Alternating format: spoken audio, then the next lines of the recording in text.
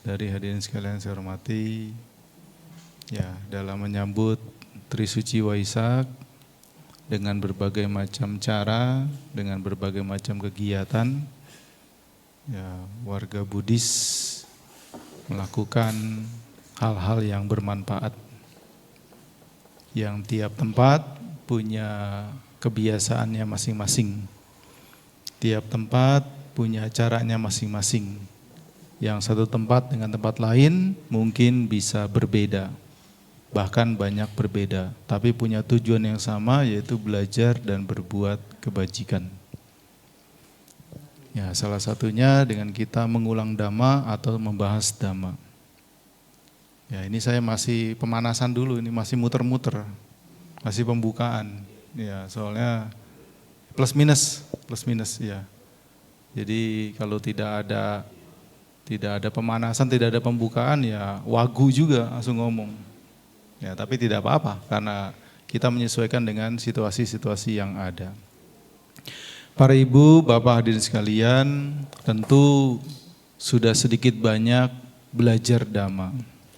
Membaca, mendengar, diskusi, ya, kemudian mungkin menghafal dan hal-hal lainnya yang berkaitan dengan pengetahuan dhamma. Dan pengetahuan dhamma itu ya lebih indah lagi, lebih berguna lagi, lebih bermanfaat lagi kalau kita latih, kalau kita laksanakan. Artinya kalau hanya sebatas teori belum terlalu bermanfaat. Seringkali ada contoh ibu-ibu misalkan, contohnya bisa siapa saja. Ibu-ibu suka mengoleksi menu-menu cara-cara memasak.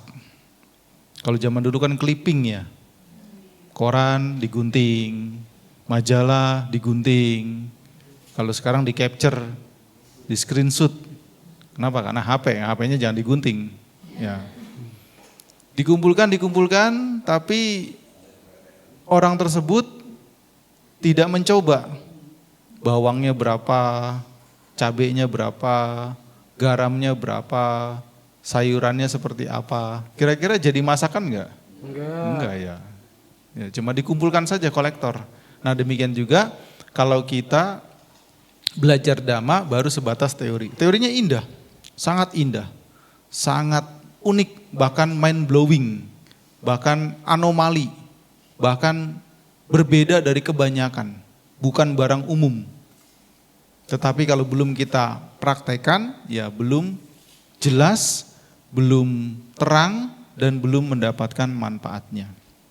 Nah, sesudah kita melatih, memungkinkan sedikit banyak, kita merasakan manfaatnya, merasakan hasilnya. Makanya dalam istilahnya, tekstualnya di dalam dhamma ada 3 tahapan. Ada pariyati, belajar itu, teori, membaca, mendengar, diskusi, dan sebagainya. Ada pati-pati, ya melatih, melaksanakan. Dan ada patiweda, yaitu hasil dari belajar, hasil dari praktek.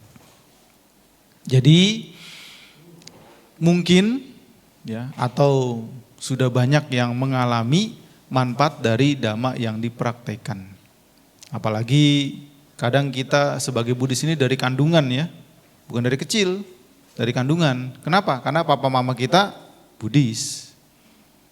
Tapi itu baru label, baru merek, baru nama, atau baru KTP.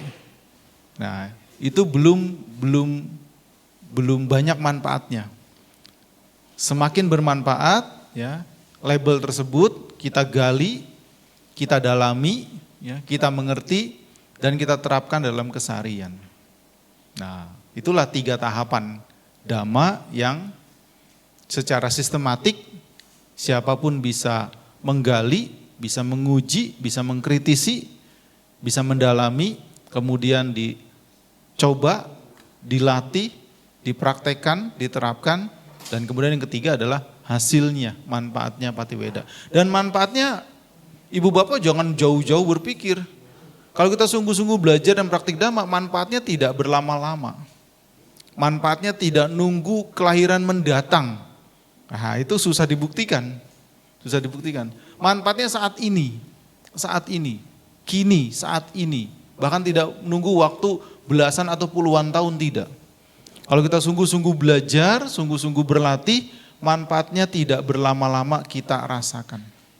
Tidak menunggu waktu lama, tidak janji surga. Janjinya surga, promosinya surga.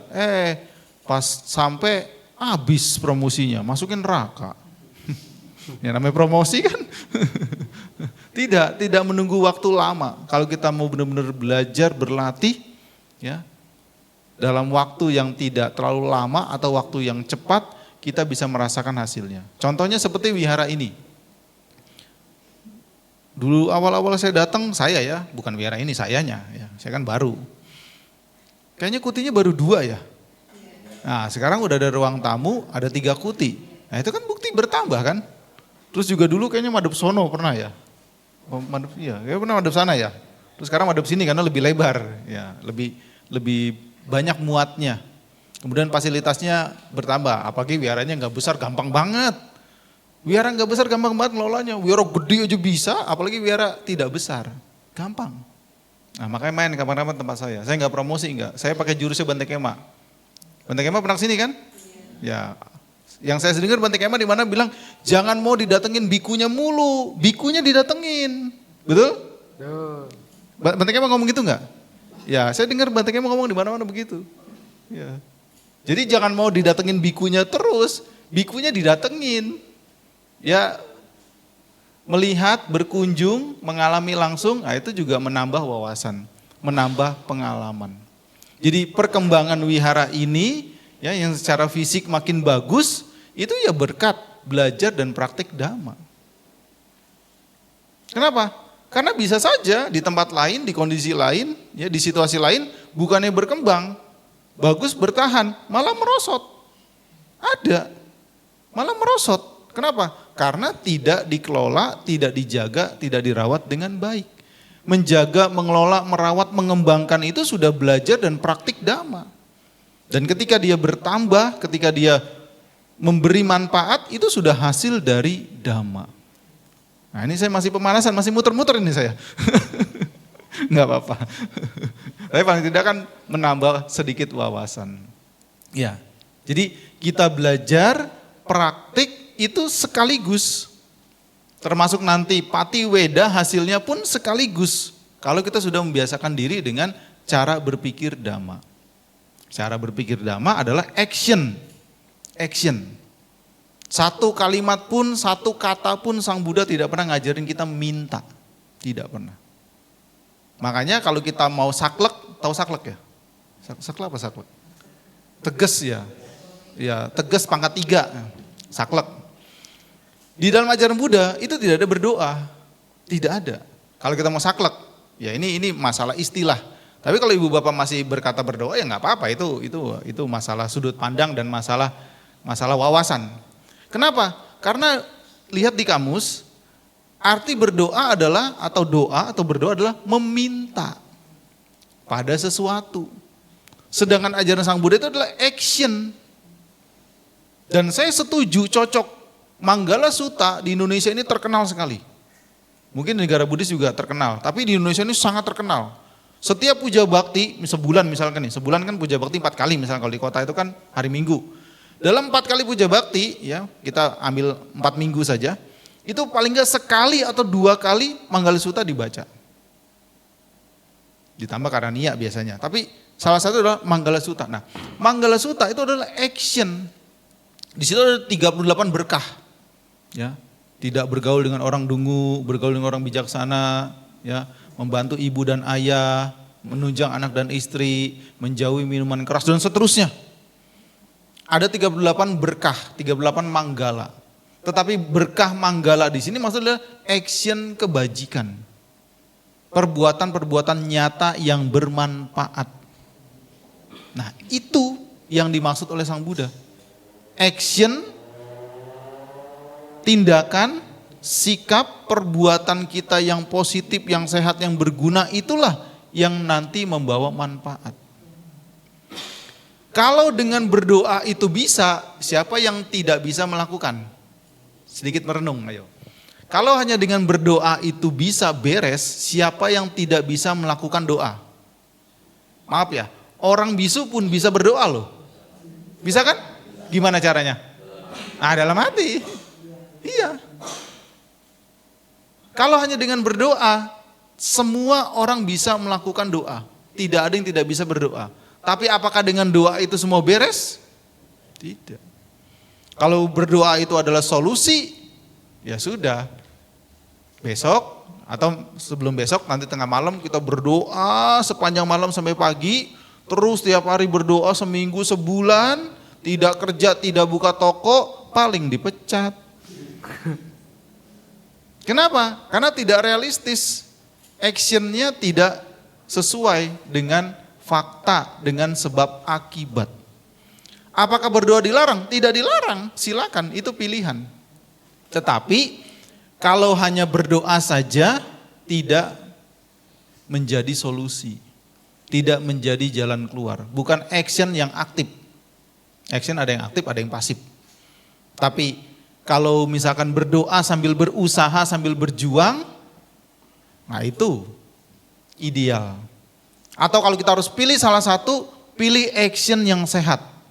Action yang tepat, tindakan yang berguna, tindakan yang sesuai, tindakan yang bermanfaat, kerja keras dan seterusnya. Kemudian doanya kita simpan. Saya yakin pasti ada hasil. Jadi kalau misalnya harus milih salah satu dari dua ini, pilih action. Doanya disimpan. Nanti doa di waktu-waktu tertentu. Kenapa? Karena harus milih. Ya. Tapi kalau hanya berdoa saja, tidak action, ya, hanya tradisi saja, hanya ritual saja, hanya sembahyang saja, tidak action, sepertinya tidak terjadi. Sepertinya tidak berkembang. Misalkan ada petani nih, nandur, sudah nandur, udah tumbuh nih, udah tukul, terus dia sepanjang hari berdoa.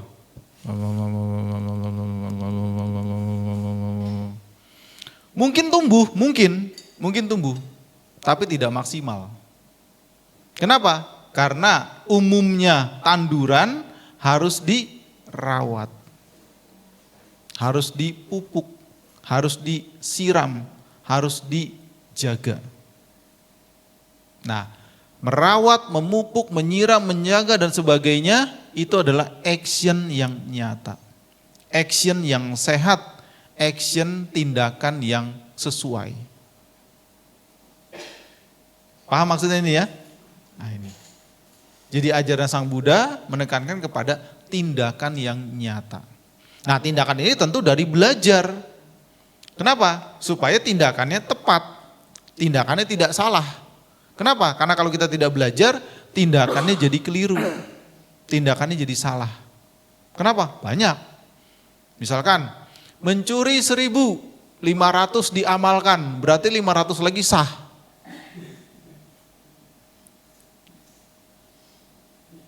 Banyak itu, banyak kejadian. Korupsi 1.500 diamalkan, 500 didonorkan, 500 didanakan, berarti sisanya 500 sah. Itu pandangan, itu pola pikir. Apakah itu benar? Salah. Kenapa?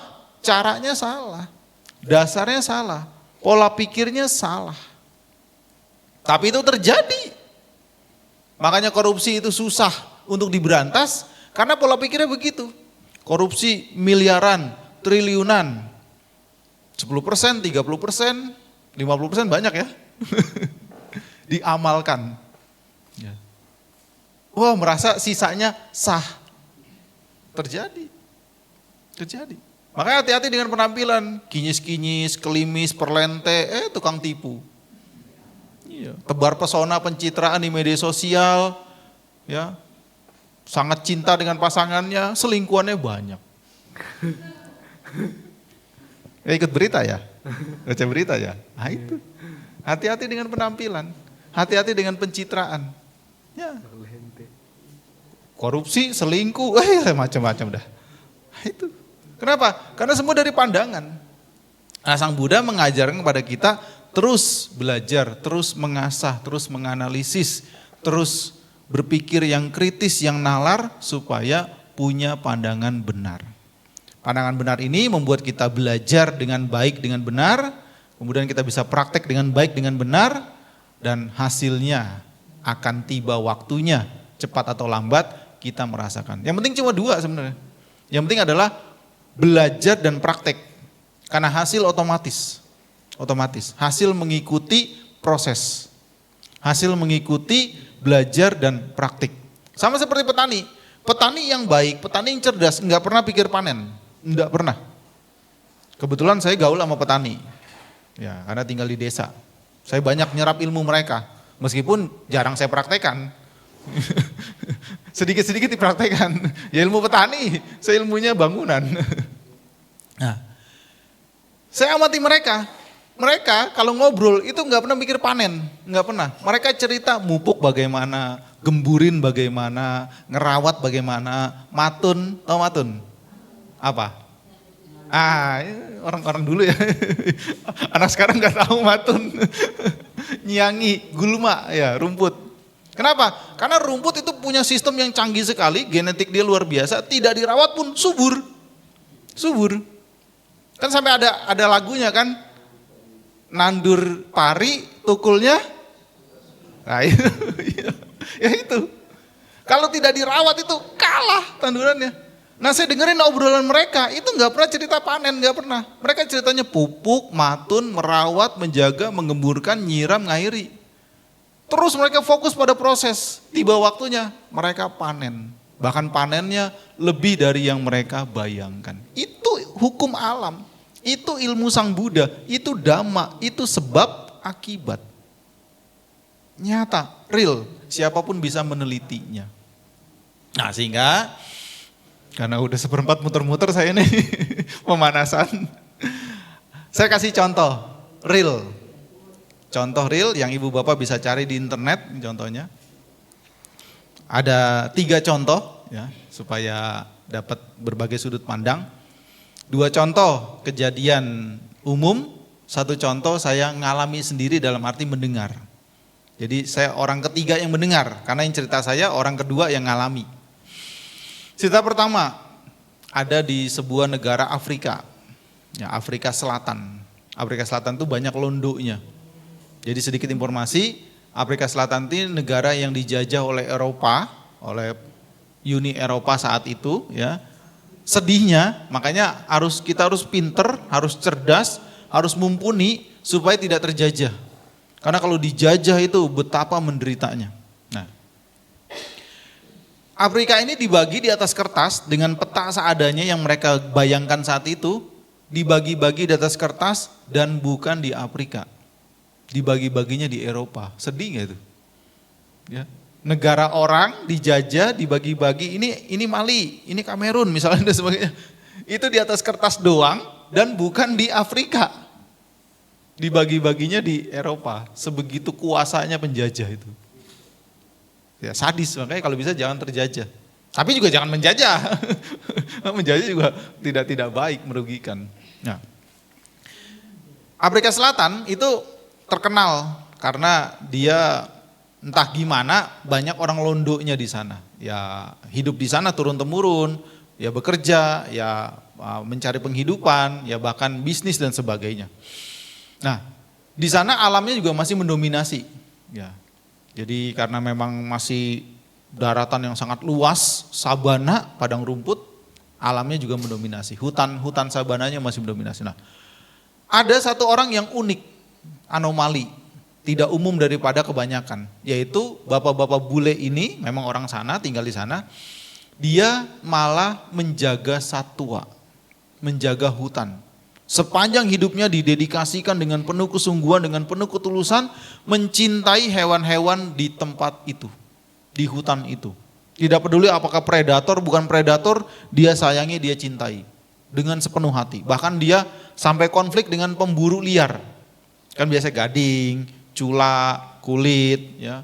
Kalau yang kecil-kecil itu kayak terenggiling, itu kan sisiknya diambil. Pokoknya pemburu liar itu sangat meresahkan, sangat merusak alam tersebut, terutama hewan-hewan itu. Nah, dia jaga. Konfliknya sampai tembak-tembakan, meskipun dia tidak kena tembak. Nah, waktu berjalan dengan dedikasi dia itu, dia meninggal. Sepertinya meninggal alamiah, bukan karena ditembak, bukan karena diganggu. Ya, dia meninggal. Nah, gampangnya gini, ini tanggal berapa nih? Tanggal 7 ya? Ya. Tanggal 7 Mei dia meninggal, misalkan nih. Nah, 7 Mei tahun depan, tahun selanjutnya, itu ada serombongan gajah. Serombongan gajah ke rumah si bapak itu. Dipikir tetangganya gajah nyasar, ya, karena kan padang sabana, ya, atau gajah main, gajah mampir, gajah nyasar dan sebagainya. Padahal tidak. Gajah itu salah satu binatang hewan yang ingatannya kuat sekali. Ya, ingatannya kuat sekali. Nah, dan gajah itu melakukan migrasi. Nah, sering kejadian terutama di Sumatera, ada berita gajah nabrak kampung, gajah nabrak kebun singkong, gajah nabrak kebun jagung. Nah, setelah diteliti oleh para pencinta alam itu, para penjaga alam itu, polisi hutan dan sebagainya, ternyata bukan gajah nabrak kampung, bukan gajah nabrak kebun, tetapi penduduk orang-orang kampung yang melanggar lintasan gajah. Karena si gajah ini migrasinya tetap, dia cari makan, dia cari air, dia berkembang biak, dia cari garam dan sebagainya, itu tetap, GPS dia tetap. Nah, fenomena gajah nabrak kampung itu bukan gajah nabrak kampung, tetapi manusia melanggar jalur si gajah. Pernah dengar informasi itu? Nah, setelah mereka diedukasi, ya, mereka yang masih punya nurani, oh iya kita yang salah, manusia yang salah. Sehingga kampungnya geser, jangan di lintasan gajah. Nah, kalau udah kampungnya geser, gajah lewat, ya lewat aja dia, karena dia migrasi memang. Dia kan berkawan, berkelompok. Nah, itu dia. Jadi gajah punya ingatan yang sangat kuat. Nah, ketika rombongan gajah itu datang ke rumah si bapak yang baik itu, penjaga alam, penjaga satwa itu, si gajah ternyata seperti melakukan ritual, seperti berkabung. Bahasa kita itu seperti sembayang dengan gestur mereka. Gestur mereka. Dan kejadian itu tiap tahun di tanggal dan bulan yang sama. Mungkin sampai sekarang, mungkin. Secara saintifik itu tidak bisa terjawab. Karena saintifik, ilmu pengetahuan butuh data. Sedangkan si gajah nggak bisa diwawancara. Gajah, kamu kesini ngapain? Kok kamu kayak sembayang? Nggak bisa ngomong kan? Secara saintifik tidak terjawab, tapi secara rasa terjawab. Oh, si gajah matur nuwun. Si gajah terima kasih. Si gajah menghormati, menghargai, mengingat, mengenang jasa-jasa si bapak yang baik itu. Saya waktu dapat berita itu, baca itu, saya ngebatin, untung yang datang bukan gajah. Untung yang datang gajah. Yang datang bukan babon. Tahu babon? Bukan babon ayam, bukan. Nah, untung yang datang bukan kera. Kalau datang kera, malu kita. Kalah sama kera. Jadi secara ilmu pengetahuan itu kejadian itu nggak bisa terjawab. Karena ilmu pengetahuan butuh data. Sedangkan datanya tidak ada. Tapi secara rasa terjawab bahwa kawanan gajah itu berterima kasih. Dia seperti mewakili hewan-hewan teman-temannya itu di hutan, kerbau dan sebagainya itu.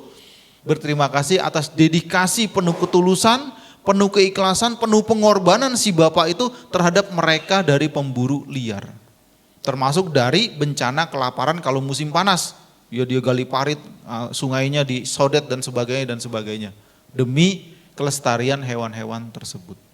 Itulah bukti kebajikan berbuah dengan sangat unik bahkan menjadi keajaiban. Kan kalau kita berlogika, apakah si gajah itu punya grup Facebook?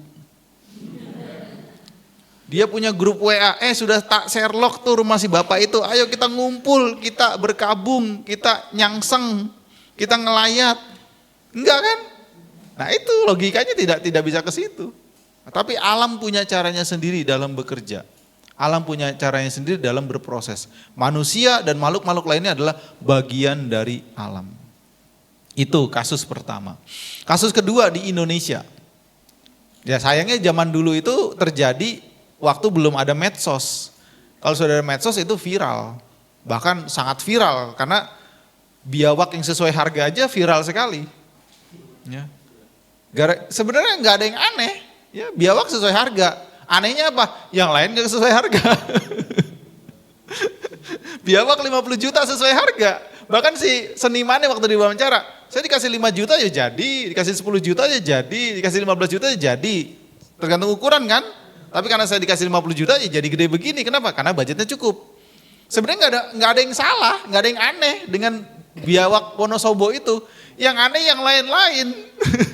Nggak jelas 15 juta, nggak jelas 15 miliar. Nggak jelas bentuknya, rusak dan sebagainya 23 miliar. Ternyata korupsi. Jadi mohon ini dirembukan sama dinas-dinas terkait atau badan-badan Indonesia terkait, tolong korupsi ini dilestarikan. Jangan sampai diklaim negara tetangga. Itu Indonesian value itu. Iya kan? Makanan diklaim, batik diklaim, reok diklaim. Jangan sampai korupsi diklaim tetangga loh. Sayang. Ini sarkas ini. Semua dikorupsi, nggak ada yang nggak dikorupsi. Nah, kejadiannya di Pantura ujung Jawa Tengah. Nah ini kan Pantura Jawa Tengah kan, Jawa Tengahnya tengah ini. Nah, karena dari Cirebon, Jawa Barat, Brebes, baru Jawa Timur. Di sekitar Juwana atau Pati, karena itu kan tetanggaan. Sepertinya dia Buddhis, tapi tidak penting. Sebenarnya tokohnya itu Buddhis, sepertinya, karena langka memang pola pikir seperti itu. Tapi tidak penting agamanya, yang penting adalah perilakunya. Nah, di sana itu petani sampai sekarang. Dan di artikel itu, ya, majalahnya kalau saya sebut ibu bapak tahu, karena ibu bapak kan udah banyak tua-tua ini. Saya juga tua nih. Tapi sekarang majalahnya nggak eksis, karena dia nggak bisa berubah digital. Jadi kalau tidak bisa berubah digital, ya dia akan ditinggal, nggak laku. Sekarang semua digital. Coba, masih ada yang baca koran fisik nggak? Langka kan ya? Baca koran di HP kan? Nah itu, majalah ini tidak pernah berubah, tapi nggak tahu salah sistem atau apa, sekarang nggak ada. Gitu, memang tidak mudah berubah dari fisik ke digital itu majalah Intisari. Pernah dengar? Wah, langganan dulu. Karena bagus memang isinya. Jadi kalau dia tidak berkualitas, tidak valid, tidak dimasukkan ke dalam majalah itu. Gen Z nggak tahu Intisari. Gen Z nggak tahu. Milenial palingnya masih tahu. Nah. Di artikel itu ada namanya Mbah Romo. Ya, Mbah Romo. Mbah Romo ini penampilannya sangar, garang, serem. Nah, tapi itu hati-hati dengan penampilan. Garang, serem, angkernya penampilan berbeda dengan hatinya yang lembut. Ternyata dia memang, ya apa namanya, ya orang kan kalau memang nggak bisa senyum ya nggak bisa senyum aja. Tapi bukan berarti dia galak, jahat dan sebagainya. Tapi sebaliknya yang senyum-senyum, yang mantuk-mantuk dan sebagainya, hati-hati. Tukang tipu nanti. Nah Mbak Romo ini perawakannya sangar tapi hatinya begitu lembut. Baik sekali orangnya. Diakui oleh warga tetangganya. Nah saat itu musim tanduran, musim nandur kacang. Tidak sebutkan kacang yang atas itu kacang panjang, buncis atau apa, koro atau kacang tanah. Tapi saya berlogika seperti kacang tanah. Karena di sana dekat dengan dua kelinci, dekat dengan Garuda, betul? Ya, terpaksa saya sebut ya, supaya ibu bapak bisa tambah bayangkan. Gitu. Jadi kacang tanah, kacang cabut. Sama dengan tetangga lainnya, petani lainnya mereka nandur kacang cabut. Nah, nandur. Nah, suatu sore pada umumnya pulang dari kebun, dari ladang ke rumah pulang. Nah, Mbah Romo ya dengan bersiul-siul, dengan menghibur diri sendirian dia kan, nah, membawa peralatan kebunnya pulang ke rumah karena capeknya sudah terasa. Ya. Di ujung jalan, di arah sebaliknya berarti dia lihat ada orang jalan, sama-sama jalan. Makin dekat, orangnya masih muda. Makin dekat, bawa sepeda. Jadi Mbah Romo merhatiin, karena cuma dia berdua itu di ujung-ujung itu. Makin dekat, di belakang sepedanya ramai, riuh, ramai, berisik. Makin dekat, anak muda bawa sepeda, bawa sangkar, di belakangnya banyak burung. Makin dekat, Mbah Romo berpikir dengan cepat langsung di stop anak muda. Ada apa Mbah? Nah, kamu bawa apa? Ya basa-basi. Niki Mbah bawa burung. Dari mana? Mikat. Tahu mikat kan? Jebak, merangkap, nangkep. Oh ya, Mbah Romo udah paham situasi, langsung nego, cocok harganya, bayar. dibayar sama Mbah Romo. Karena sudah dibayar, anak muda itu masih tertegun, ya, masih bingung karena nggak umum, dia nggak pernah ngalami begitu. Buka tali-talinya itu, tali-talinya buka, udah lepas tali-talinya dari ikatan sepedanya itu, dari dudukan sepeda, dikasih Mbah Romo. Sangkar berikut burung-burungnya. Mbah Romo terima, langsung bergegas cari pintunya, dapat dibuka, langsung diangkat tinggi-tinggi. Wahai burung-burung, terbanglah kalian, bebaslah kalian, pulanglah kalian, jangan ketangkap lagi ya. Ya kurang lebih begitu.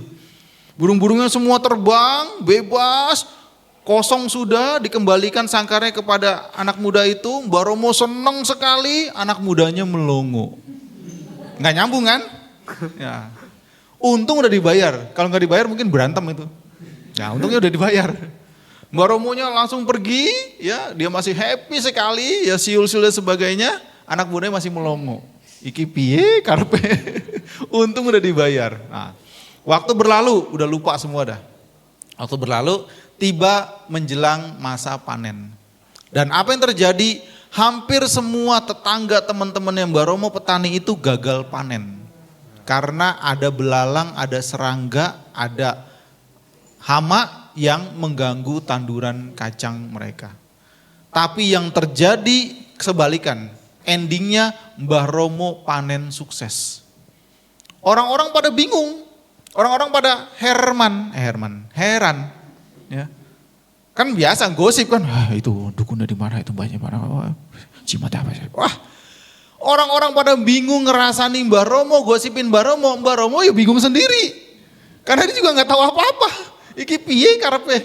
Saya juga nggak tahu apa, pokoknya ya normal aja sebagai petani, layaknya merawat kebun, merawat tanduran. Nah karena Mbah Romo juga bingung sendiri, pagi-pagi yang biasanya dia habis sarapan, habis matahari terbit dia baru ke ladang, ini sebelum matahari terbit dia ke ladang, pengen tahu ada apa. Jangan-jangan ada dayang sumbi turun. Jadi Jakarta Tarup. Dia sendiri bingung. Tetangganya pada ngerasani, pada gosip, pada nanya, pada kebingungan kenapa Mbah Romo itu bisa panen sukses. Mbah Romo sendiri juga bingung. Kenapa? Dia begitu. Karena dia juga normal-normal saja, nggak aneh-aneh. Dia biasa saja, alami seperti yang lain. Nah, pagi-pagi sebelum matahari terbit dia datang, udah rep-rep itu kan. Dia kaget sekali. Di ladangnya ratusan burung jalak, burung sikatan sejenisnya nyucuki apa? Ya, makani serangga-serangga di situ. Jadi selama ini mereka yang ngejagain ladangnya Mbah Romo. Sehingga Mbah Romo panen dengan sukses. Mirip dengan kejadian si gajah. Kejadian itu secara saintifik tidak terjawab. Karena lagi-lagi si burungnya tidak bisa diwawancara. Tidak bisa ditanya. Ya. Tapi secara rasa terjawab, si burung berterima kasih. Tapi kan logika kita kan, si burung kan gak punya grup WA. Sudah saya tak Sherlock kebunnya Mbah Romo. Ayo kita tiap pagi kerja bakti. Jagain kebunnya Mbah Romo. Kan gak gitu kan. Komunikasi gimana tuh? Komandonya siapa? Pimpinannya siapa? Nah itu. Itulah alam punya cara yang orang bilang keajaiban. Secara saintifik tidak terjawab, tidak. Kenapa? Tidak ada datanya. Tidak bisa dicari datanya. Tapi secara rasa terjawab, makanya artikel itu bikin judul, burung pun tahu balas budi. Ajaib itu. Itulah hukum karma kalau sudah bekerja, dia punya caranya sendiri. Punya hal-hal yang secara nalar, secara logika, akal sehat tidak masuk akal. Dua kejadian ini tidak masuk akal secara nalar, secara logik. Hanya secara rasa bisa terjawab, oh mereka berterima kasih. Coba gimana burung itu tahu kebunnya Mbah Romo? Hah? Enggak seperti kita kan, kalau kita kan bisa foto, bisa kamera, bisa nanya Pak RT, bisa lihat daftarnya. Nah, itulah alam punya cara, itulah alam. Bagaimana kebajikan dilakukan dengan sungguh-sungguh, ternyata memberikan hasil yang di luar dugaan. Keajaiban. Sebenarnya keajaiban itu ya bukan sesuatu yang aneh. Kalau kita memahami sebab akibatnya. Kalau kita tahu pasti ada sebabnya suatu kebajikan yang besar. Nah, dari contoh ini ya kita tapi jangan salah paham. Oh berarti pangsan burung. Bukan. Poinnya adalah keikhlasan, kesungguhan, totalitas dalam berbuat kebajikan. Minim pamrih, pamrihnya hanya ingin berbuat baik. Pamrihnya hanya ingin membantu, pamrihnya hanya ingin menyelamatkan. Bukan pamrih-pamrih yang lain. Masih punya pamrih? Iya, pamrihnya apa? Ingin menyelamatkan satwa itu. Pamrihnya apa? Ingin menyelamatkan burung-burung itu yang urgent, mau dijual, mau menderita dan akan menderita karena dikurung dan sebagainya. Pamrihnya hanya kebajikan itu. Nah, itu menjadi kekuatan karma yang luar biasa. Nah, sebagai penutup cerita terakhir, saya ngalami sendiri. Suatu ketika di sebuah kota, tentu tidak saya sebut karena pasti gampang zaman sekarang medsos, tinggal klik aja, ketik di Google Map ya muncul tempatnya. Ya. Di sebuah wihara. Nah, tapi saya harus pindah karena ada urusan, ada acara lain. Biasanya kadang mendadak atau direncanakan pindah. Nah, karena malam pengurusnya kan japri sebelumnya itu. Share di grup, tanya ada yang mau nganter nggak nih karena malam. Nah, terus yang nyaut japri ke pribadi pengurus itu. Oh, kurang lebih begini yang kalau saya tangkap, boleh nggak supir aja? Boleh, karena saya boleh. Kenapa? Yang penting nyampe. Kalau di kota nge-grab biasanya. Kalau saya sama anak-anak kampus, kadang-kadang mereka kan ya mesem bingung dan sebagainya. Kenapa? Bantai grab, nggak apa-apa grab, yang penting nyampe. Tujuannya nyampe kan? Iya, tujuannya nyampe. Jadi cara itu bisa berbagai macam cara, selama itu caranya wajar ya, caranya sesuai, masih pantas, tapi kan endingnya nyampe. Nah, karena saya fleksibel begitu, ya sudah, kirim supirnya, antar saya. Nah, di kota nggak bisa lepas dari macet. Berdua doang di mobil kan nggak lucu, diem aja gitu kan, kayak orang musuhan.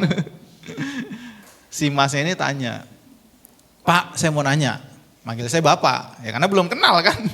Dia juga belum ngerti. Dia nanya, Pak, kalau di wihara itu ngapain aja sih? Wih, pertanyaannya bagus loh.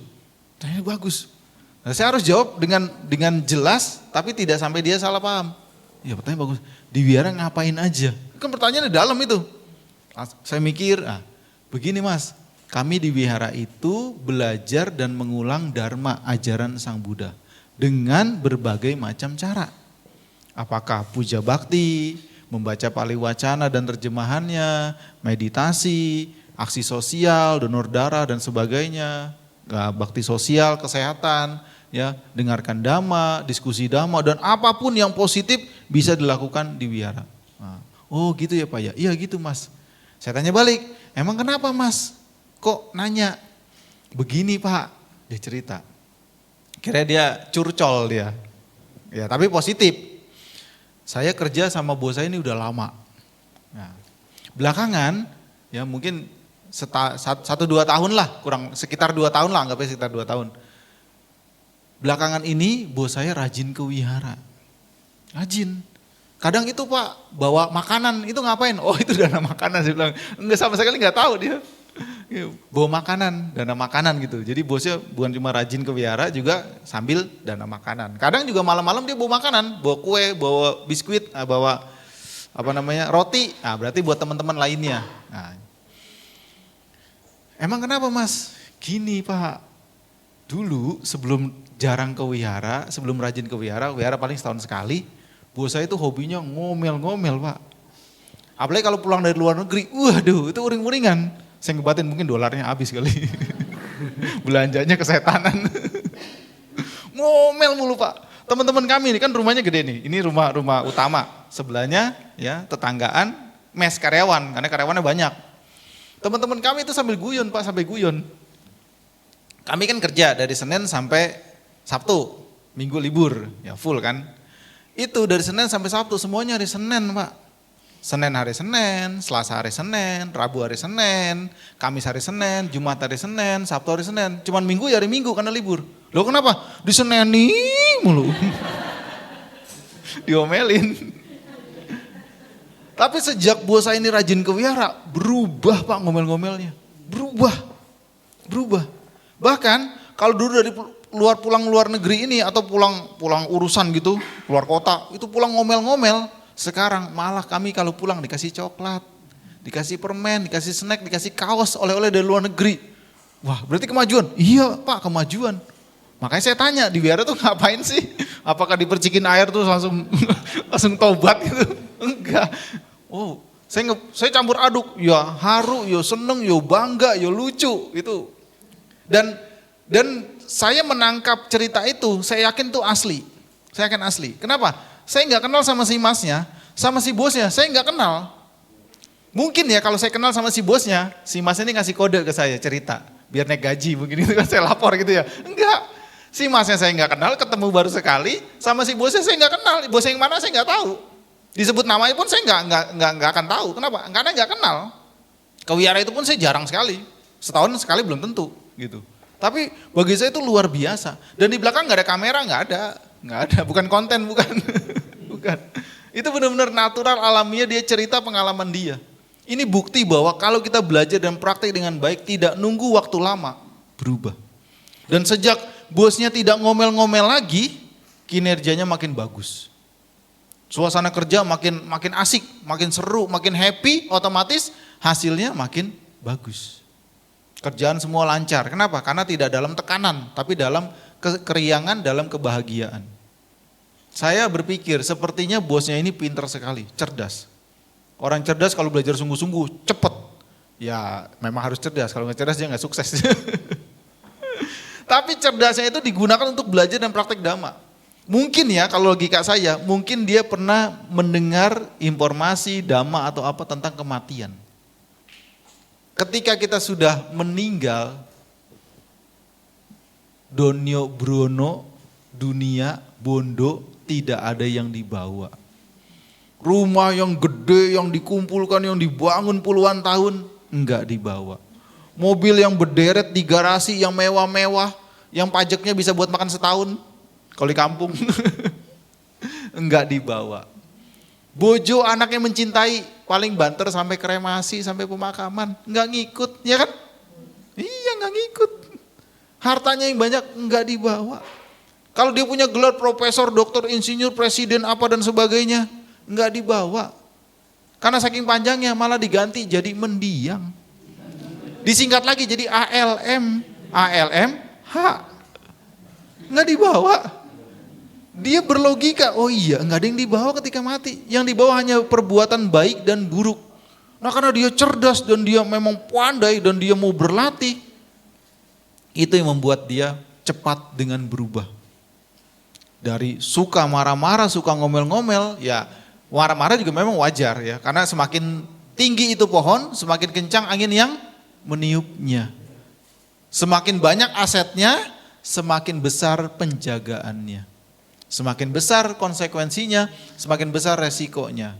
Jadi kalau ada orang itu kerja keras, orang itu sukses, orang itu sibuk, dia ngomel-ngomel, dari sisi yang lain bisa dimaklumi. Kenapa? Karena dia stres, dia beban.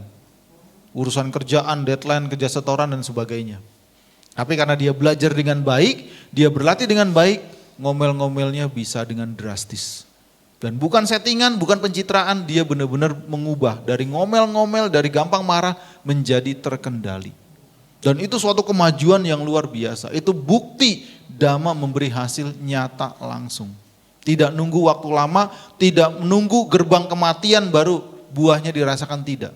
Kalau kita sungguh-sungguh mau belajar, mau berlatih, mau berjuang, mau praktek kerja keras, pasti hasilnya bisa kita rasakan tidak dalam waktu lama. Seperti juga yang sudah ibu bapak rasakan, sedikit, sedang ataupun banyak, itu bukti bahwa kalau kita mau berjuang, mau kerja keras, mau sungguh-sungguh, mau telaten, berdedikasi, pasti ada hasil yang bisa kita rasakan, bahkan hasilnya amat sangat bermanfaat. Inilah 3 cerita nyata yang semoga memberi inspirasi bagi kita sehingga kita bisa terus berdedikasi, terus bersungguh-sungguh, terus belajar, terus berjuang, terus berlatih hingga kita bisa merasakan manfaat dari kebaikan-kebaikan yang kita lakukan. Sabbe sata bhavantu sukhitata, semoga semua makhluk hidup berbahagia.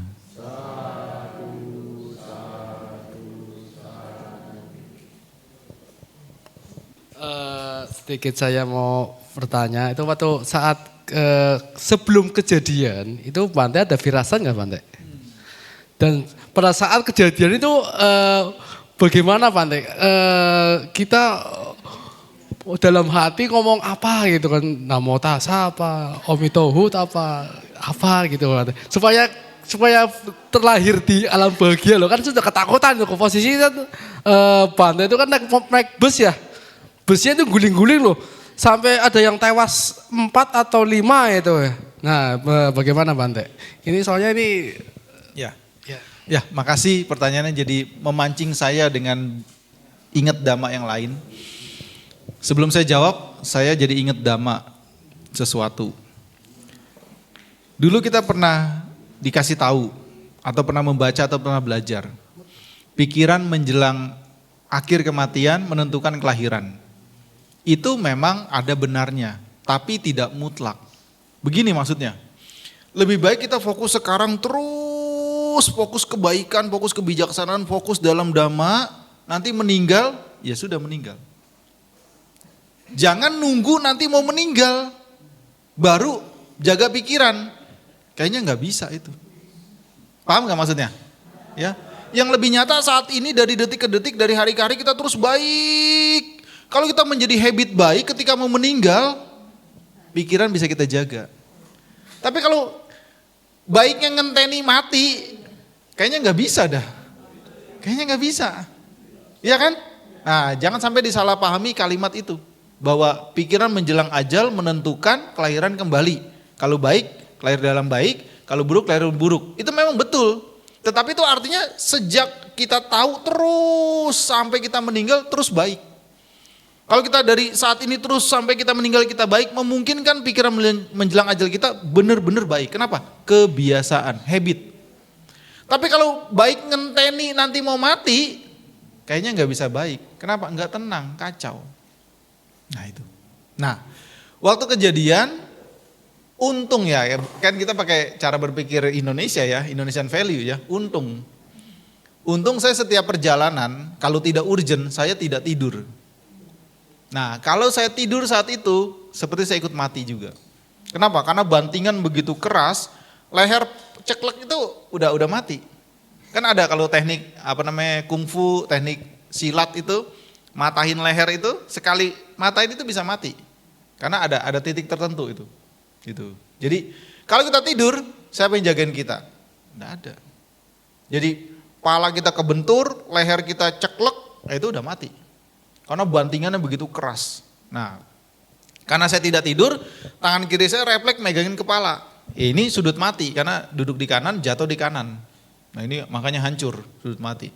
Ya saya jaga pikiran saya aja, jaga tenang. Ya guyon saya, jangan mati dulu, kerjaan masih banyak, jangan mati dulu. Saya nggak baca parita, nggak nyebut apa-apa, cuman jaga pikiran saya tenang. Ini urgent, ini parah dan sebagainya, harus tenang. Kenapa? Supaya saya bisa cari solusi. Kenapa? Nggak ada yang dikenal. Ya bisa umum. Sisa penumpang yang saya hitung itu, ya kan awalnya 20 itu udah turun di tempat yang berbeda. 2 orang ini tempat yang berbeda sebelum kecelakaan. Sisa 18 kejadian meninggal di tempat 12. Begitu fatal. Dan mereka kebanyakan tidur. Depan saya ibu-ibu 2, ya. Sebelah sini kursi ibu perempuan 1 masih muda, belakang saya perempuan 1 meninggal. Mereka meninggal semua. Karena mereka tidur. Saya tahu semua, kenapa? Dari pagi sampai sore. Jadi kalau saya noleh-noleh ya kelihatan mereka sekeliling saya ini. Ya, yang depan-depan, belakang-belakang saya nggak tahu. Tapi yang 2 ibu-ibu ini yang udah sepuh, perempuan 1 ini masih muda, mereka meninggal semua. Ya, karena mereka tidur. Gitu. Nah, ketika saya keluar dari bis, ya kan orang-orang pada ke kanan tuh yang selamat. Saya ke kiri nenangin diri, berpikir ini mau gimana solusinya nih. Gitu. Kalau saat itu saya mau bikin berita update status bisa, tapi nggak ada gunanya. Yang saya butuhkan adalah pertolongan. Nah, saya buka HP saya, remek, pecah, tapi nggak mati, untungnya. Ya. Saya teleponin, jadwal kan ada. Itu kan kejadian Jumat, Sabtu, Minggu, Senin, Selasa, Rabu. 5 hari, karena itu sore, 5-5-nya ngangkat. Saya batalin jadwal saya. Saya kecelakaan, kebanyakan nggak percaya, terserah nggak percaya, penting saya dari mulut pertama saya batalin. Gitu, saya kecelakaan dan sebagainya. Nah udah, setelah itu telepon saya matiin karena percuma kan. Nah, karena saya udah telepon juga yang mau jemput saya. Nah, dia bilang, saya Sherlock, ini Sherlock beneran nih, bukan Sherlock yang tadi burung. Saya Sherlock, kejadian, nah terus mereka yang mau jemput saya di Bekasi itu, nah mereka menuju lokasi. Udah, HP saya matiin, kenapa? Karena percuma. Saya hidupin HP itu percuma, malah mengganggu. Saya fokus sama badan saya yang luka parah ini. Nah itu, jadi memang ketenangan itu tidak bisa tiba-tiba. Harus kita ciptakan terus menerus. Harus kita bikin terus menerus. Harus kita kondisikan terus menerus. Kalau panik nggak ada gunanya. Jadi kalau saya saat itu mau bikin berita, update status, bisa itu. Saya paling terakhir keluar gara-gara ngakalin jubah, tetap nggak kena jubahnya, kejepit korban bapak laki-laki, kejepit kursi. Dan jubah saya di belakang lompat itu, mental. Saking kencengnya, saya duduk bersila, jubah tertutup, lepas jubah saya ke belakang. Jadi saya bangun itu cuma angsa sama sarung doang. Saya lari ke depan, nggak ada. Saya cari ke belakang, ada. Saya tarik 2 kali nggak kena. Karena nyangkut di bapak laki-laki itu yang meninggal, dia terbalik begitu, matanya mendelik, darah semua. Nah, saya tarik nggak kena, ya udah saya tinggal. Kenapa saya tinggal? Takut meledak. Meledak celaka nih. Makanya saya orang paling terakhir keluar dari mobil itu. Wah, HP pada nyala semua, tas berantakan nggak jelas dan sebagainya. Nah itu, butuh memang ketenangan. Harus tenang. Kalau tenang kita bisa berpikir lebih lanjut. Tapi kalau kita panik, kita kacau, mungkin malah badan kita malah makin buruk. Terus juga kita kebingungan. Jadi ketenangan memang harus dibikin, dikondisikan, dilatih, diciptakan terus menerus supaya kondisi yang tidak kita harapkan, kondisi yang tidak kita duga bisa kita kendalikan. Ya kurang lebih seperti itu. Terima kasih. Terima kasih, Bang. Yang lain? Malam Bante. Ya nama saya Cipto. Ini sih saya dengar cerita-cerita doang sih, tapi ya sulit dibuktikan juga. Biasa kan orang kalau terdesak apa wis sekarat gitu ya, maksudnya mumet. Ini cerita doang, maksudnya ada yang ke kelenteng, ada yang ke mana, misalkan dia berdoa gitu. Nah, akhirnya sembuh gitu, misalkan sakit apa gitu atau apa. Nah, kalau di tempat yang agama lain mungkin istilahnya bernazar atau apa gitu ya, maksudnya kayak aku dong sembuh, dong mari kayak pan gini, maksudnya dilala sembuh. Itu apakah termasuk doa? Ya ini memang sulit dibuktikan juga ya, susah juga mau nanya ke siapa gitu. Apakah bernazar itu termasuk doa gitu? Terima kasih. Ya, makasih, bagus pertanyaannya. Bahasa lainnya itu kaulan, ya. Kaulan, ya. Jadi itu sebuah kebudayaan yang memang ada kaitannya dengan ya istilah berdoa itu. Jadi itu kan the power of kepepet sebenarnya. Ya, istilah belakangan kan the power of kepepet. Jadi kalau manusia kalau sudah kepepet dan dia bertindak itu bisa powerful. Istilah kimianya, fisikanya itu mestakung, semesta mendukung. Kita dikejar-kejar anjing nih, kejar-kejar anjing. Saat normal, tembok 2 meter itu nggak bisa kita naikin. Tapi ketika dikejar anjing, the power of kepepet, kekuatan batin, wah bisa lompat. Waktu sampai, ih kok bisa terbang ini ya. Nah itu, kekuatan pikiran. Nah, sesuai dengan namanya, Mas Cipto ya. Nah, Cipto itu cipta. Cipta itu cita. Cita itu batin, pikiran. Mengheningkan cipta itu benar. Itu meditasi. Salah satu meditasi itu istilah mengheningkan cipta. Masih ada nggak di sekolah-sekolah itu? Masih ya, ya. Mengheningkan cipta itu benar. Ciptanya, batinnya, pikiran diheningkan, ditenangkan, dibikin bening, dibikin jernih. Nah itu dia. Nah jadi sebenarnya fenomena seperti itu adalah fenomena mengarahkan batin dengan budaya-budaya yang ada. Cuman memang tidak selalu berhasil. Kenapa? Berhasil tidaknya tergantung usaha yang terus-menerus itu. Jadi dia bernazar, dia kaulan. Tapi kalau cuma kaulan doang, bernazar doang, itu sama dengan berdoa tadi. Tidak ada usaha. Tapi ketika dia sudah kepepet, dia bernazar, dia berjanji, kalau saya sukses, saya bangun. Itu sering itu, begitu. Nah, tetapi kalau kita survei 100 orang yang begitu paling 1. Kenapa? Karena banyak faktornya. banyak kondisinya. Termasuk kekuatan karma baiknya dia sendiri. Gitu. Nah, lalu bagaimana kalau kita sebagai Buddhis menghadapinya? Ya berjuang saja. Berpikir, bertanya, apalagi sekarang tidak ada pengetahuan. 90% pengetahuan di dunia ini sudah ada di internet. Nah, buka pelan-pelan dan sebagainya. Ya. Pelajari, cari sebabnya. Apa ini penyebab utama kenapa bisa begini? Nah itu. Nah salah satunya kita harus terus belajar. Indonesia ini sedih sekali. Sudah korupsinya parah, anak bocah bocil-bocilnya tolol-tolol.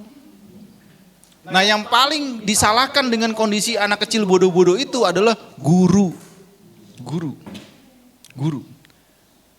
Ada kalimat dalam ilmu militer nih, tentu dari masa lalu dan sekarang masih relevan di ilmu militer juga. Kurang lebih gini, tidak ada prajurit yang salah. Pernah dengar nggak? Tapi yang salah adalah komandannya. Betul? Ya. Sama juga, tidak ada murid yang bodoh. Tetapi si guru lah yang belum menemukan metode yang tepat, efektif, efisien untuk mengajarkan, membuat si anak ini mengerti. Tidak ada murid yang bodoh aslinya. Artinya gurunya di-upgrade. Gurunya dikasih kursus, dikasih pengetahuan. Kan sudah ada Google, betul Google. Tapi tidak semua hal itu harus pakai Google.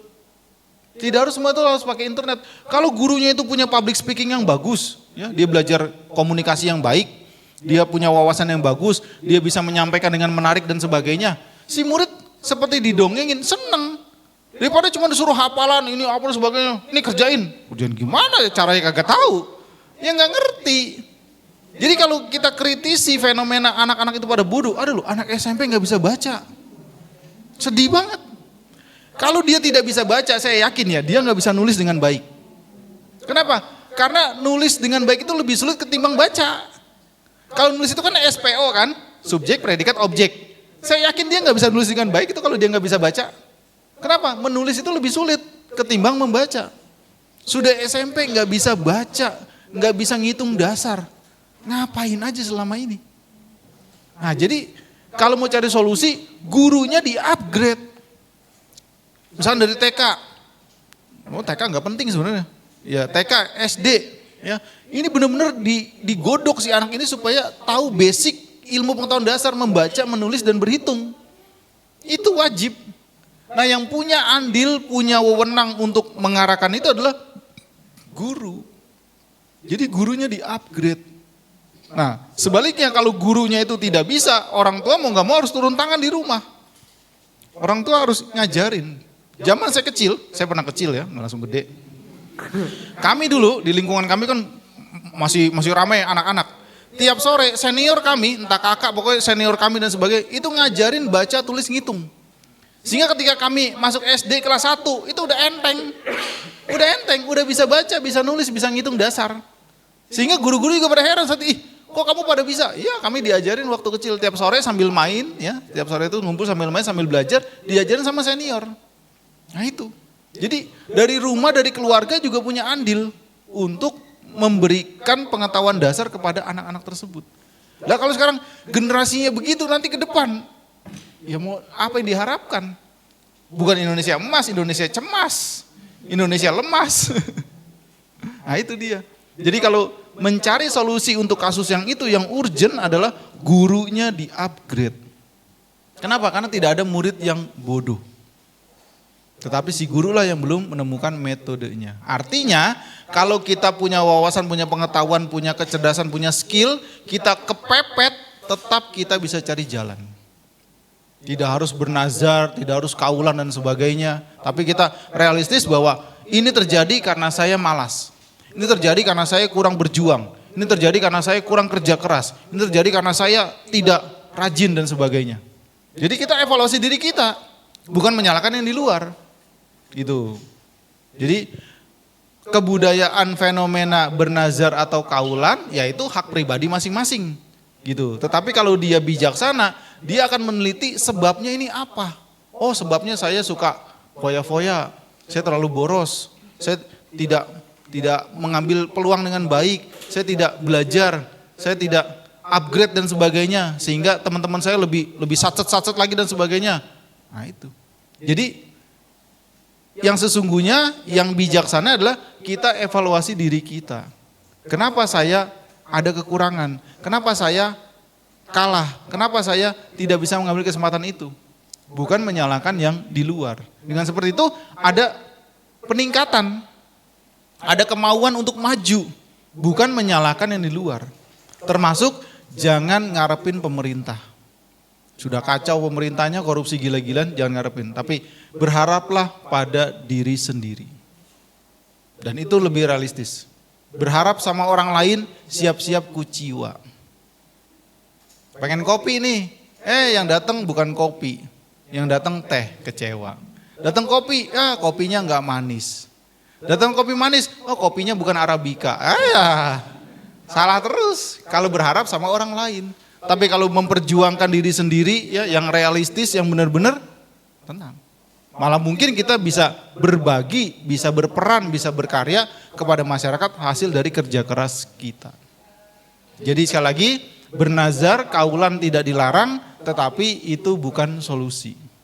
Solusi yang tidak berefek samping adalah kita menganalisis penyebabnya kenapa saya begini, kenapa saya begitu, kenapa saya kurang, kenapa saya mundur dan sebagainya. Itu diketahui, kemudian diperbaiki, ditutup, ditembel, ditingkatkan, memungkinkan ada hal-hal baik. Kenapa? Karena kalau cuma bernazar saja, siapa yang tidak bisa? Saya pun bisa. Tapi saya realistis bahwa bukan itu caranya. Caranya adalah belajar, berjuang, kerja keras. Satu lagi buat menambah contoh jawaban. Maaf ini saya cerita sedikit. Waktu dulu saya 2005 ikut LPS di Mendut. 1 tahun 2 semester. Kepala sekolahnya Bante Joti. Saat itu Waisaknya jatahnya Walubi bukan Kasih. Walubi, kan dulu kan zaman Gus Dur ganti-gantian tuh, supaya adil gitu, supaya nggak berantem, nggak ribut. Nah saat itu jatahnya Walubi, sehingga Mendut harus kosong. Nah kami Samanera bertiga ini di Lotre, sudah ada 3 tempat, 3 Samanera, 2 di Temanggung, 1 di Banjarnegara, di Windusari. Di Lotre, singkat cerita, saya jatuh di Windusari, Banjarnegara. Terus sana dingin, negeri salak, belakang Dieng itu, dingin sekali. Saya Samanera baru 6 bulan. Saya ke sana pun caranya unik. Jadi dijemput sama mas-masnya, 5 kali naik mobil, angkot, endel, 3/4, gelantungan. Ya penuh? Ya kan, mobilnya 1, yang nungguin ratusan orang ya gimana nggak penuh. Kalau naik turun gunung kan 5 kali ganti pindah angkot. Sampai sana pembinaan Waisak.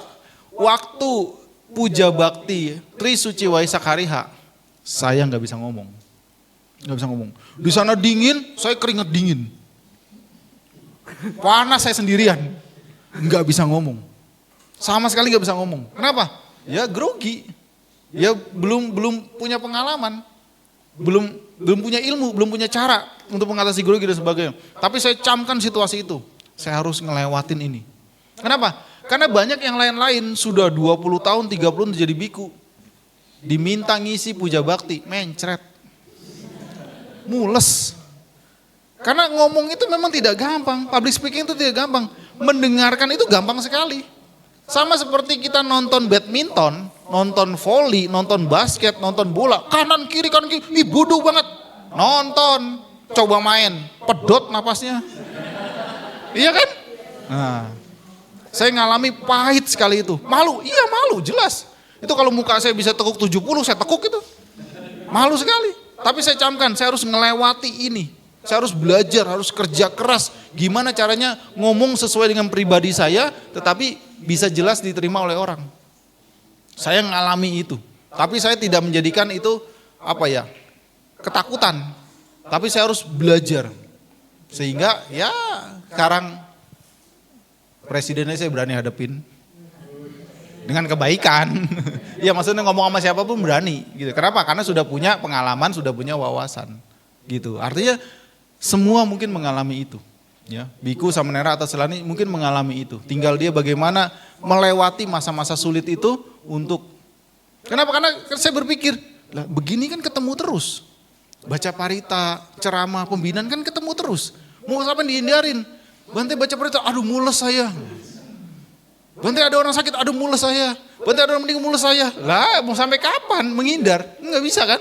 Nah sehingga harus mencari cara sendiri untuk bisa menghadapi dan melewati kesulitan itu. Jujur saya kalau sudah sebulan nih nggak ceramah, bingung saya, kaku. Mau ngomong apa, kayak tadi aja kan muter-muter dulu itu. Kenapa? Karena memang ngomong itu tidak gampang. Ibu, Bapak coba lah kali-kali ngomong puja bakti, ceramah gitu. Padahal ini dingin, kursinya bisa panas loh.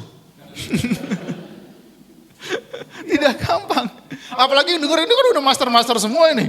Wah udah S3 semua ini. Dari kandungan udah denger dhamma. Nah, tidak mudah aslinya. Tapi kalau kita mau belajar, mau berusaha, pasti ada jalan. Pasti ada sesuatu yang bisa kita tingkatkan. Nah ini mungkin contoh nyata ini mungkin bisa menambah ya penjelasan bahwa kerja keras, daya juang, usaha terus menerus pasti ada hasilnya. Meskipun sedikit pasti ada hasilnya. Sekali lagi berdoa, bernazar, kaulan tidak dilarang. Tetapi jangan lupa isi juga, iringi, bahkan imbangi, bahkan maksimalkan dengan perjuangan, dengan kerja keras yang nyata. Seperti itu Mas Cipta, makasih. Malam Bante, saya Susiana.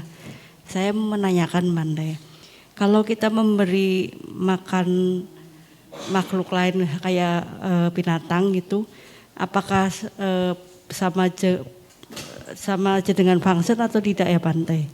Karena kan kalau fungsi kan maaf saya memang belum pernah gitu loh Bante. Tapi kalau memberi makan hewan kayak kucing apa burung tapi yang liar gitu, itu gimana Bante? Terima kasih sebelumnya. Ya, jadi kalau fungsen atau abayadana itu melepaskan makhluk dari ketakutan, dari kesakitan, bahkan dari maut. Jadi dia kesakitan, dia ketakutan, dia terintimidasi atau dia mau dibunuh, kita bantu, kita lepaskan, nah itu fungsen. Nah tapi berdana makanan kepada binatang liar atau hewan itu juga kebaikan. Kebaikan, jadi beda hal. Gitu beda hal. Kita berdana makanan namanya. Nah berdana makanan ini luas, tidak hanya kepada sesama manusia, kepada bukan makhluk manusia pun kita berdana. Nah bagaimana nilainya? Ya tentu berbeda. Dalam bobotnya begini, semakin makhluk itu berguna, semakin makhluk itu berjasa, apalagi semakin makhluk itu batinnya suci, pahalanya memang lebih besar. Itu otomatis. Ya seperti tembok ini, mukul tembok dengan mukul busa, enteng mana? Nah busa, ya. Tembok lebih keras kan? Nah seperti itu. Jadi semakin dia solid, semakin dia kuat, semakin dia bersih, semakin dia luhur, semakin bagus. Tapi jangan berarti itu kita terus nyari, mana nih orang suci, mana nih orang luhur. Lah nggak berbuat baik. Apapun yang kita ketemu, yang nyata, yang real, yang kita bisa berikan, lakukan. Nah termasuk ada kucing, ada burung dan sebagainya gitu. Jadi meskipun sedikit itu sudah niat baik. Jadi gini, kalau kita kaitkan sama tadi tanya fungsen. Fungsen 1000 ekor setahun sekali. Memberi makanan, hewan dan sebagainya tiap hari dikit-dikit. Nanti secara karma baik itu banyakkan yang ini, yang dikit-dikit ini. Karena terus. Yang 1000 ekor itu setahun sekali. Ya sekali. Padahal setahun itu ada 365 hari. 365 hari kalau sehari itu 2 kali sudah hampir 700-an kali. Dibanding cuma sekali setahun. Nah itu dia. Jadi tetap lebih baik terus menerus. Diulang. Sama seperti kita belajar. Sekali belajar belum tentu mudeng. Bahkan mudah lupa. Diulang. Semakin ngerti, semakin paham, semakin menguasai, juga semakin terbiasa, semakin ahli. Kan Bruce Lee pernah kurang lebih kasih quote yang menarik Bruce Lee. Kurang lebih gini, saya tidak takut dengan orang punya 1000 jurus, banyak jurus. Ya. Bruce Lee bilang saya tidak takut dengan orang yang punya 1000 jurus. Tapi saya takut dengan orang yang punya 1 jurus diulang ribuan kali. Paham? Jadi mahir. Misalkan mukul, terus diulang, pukulan dahsyat sekali nih. Daripada 1000 jurus mencar semua, dihadapin lari tunggang langgang. Nah itu dia.